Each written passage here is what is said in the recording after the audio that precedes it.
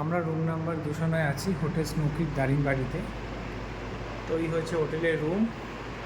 এটা double size, একটু বড়ো, প্র্যাকটিক্যাল সাইজ, সঙ্গে জিনিসপত্র রাখার ড্রয়ার আছে, একটা বড় টেবিল আছে, খাওয়া, দুটো চেয়ার, টিভি রয়েছে প্রয়োজন হয়, আয়না রয়েছে একটা, আর একটা বিশাল বড় কাভার্ড রয়েছে, হ্যাঙ্গার রয়েছে, টাঙানোর সুবিধা হবে জামা কাপড়। এদিকে একটা ভিউ রয়েছে রাইট সাইডে, বেশ সুন্দর।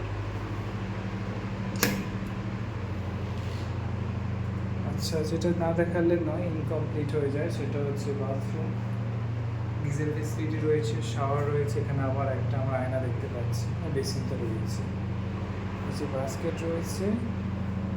আর কি কি দিয়েছে কিট সেটা দেখা যাক।